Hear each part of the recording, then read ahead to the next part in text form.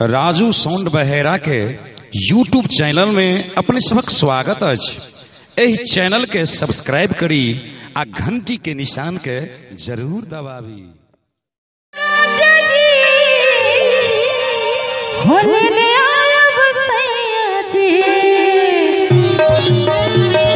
एतेक मुस्कुराई छै अहाँ हमरा बुझाई छै कि कह के छै कि लेने आयब राजा जी हो लेने आयब सैया जी।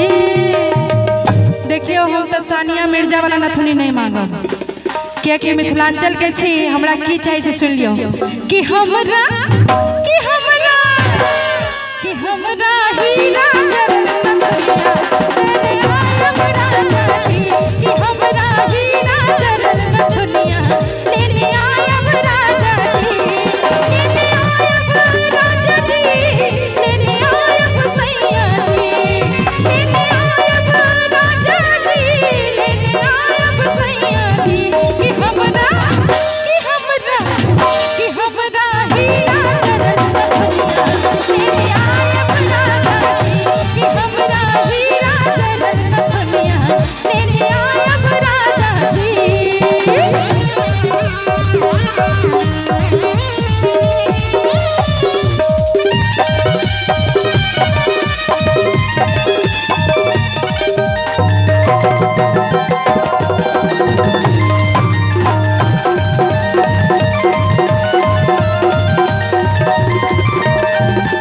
देखियो कत्तो से फरमाइश है पटना तो कंगना बनारस के साड़ी तुमका तो झुमका मंगा देब जी।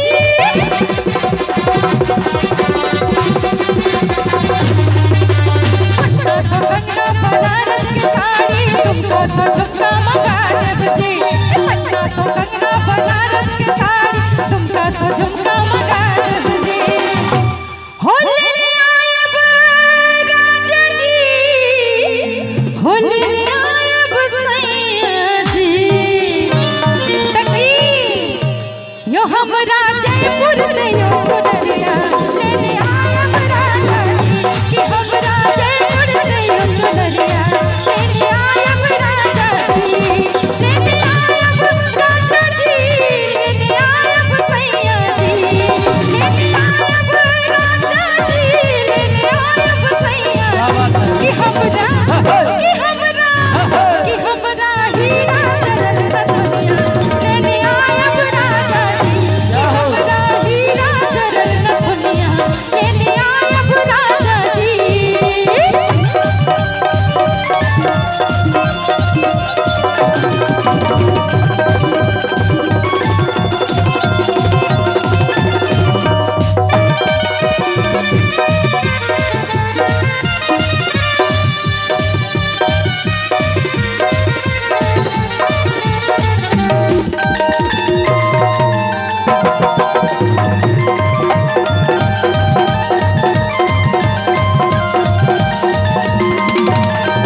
गजरा नेपाल के गजरा भोपाल के गजरा सहाली मंगा देब जी। गजरा नेपाल के सुरमा भोपाल के गलिया सवाली मंगा देब जी। गजरा नेपाल के सुरमा भोपाल के गलिया सवाली मंगा देब जी। और देखियो हमर जे अद्भुतानंद जी बैसल छै ओ झारखंड बहुत जाय छथिन प्रोग्राम करल, बुझलिए? तो हुनका से की डिमांड छै हमर से सुनबे कि लेने आयब राजा जी हो लेने आयब सैया जी। तकी यो हमरा छड़िया यो चुनरिया लेने आयब राजा जी कि हमरा छड़िया यो चुनरिया लेने आयब राजा जी। लेने आयब राजा जी लेने आयब सैया जी लेने आयब राजा जी लेने आयब सैया जी कि सनिया कि हमरा हीरा जरल नथुनिया लेने आयब राजा जी कि हमरा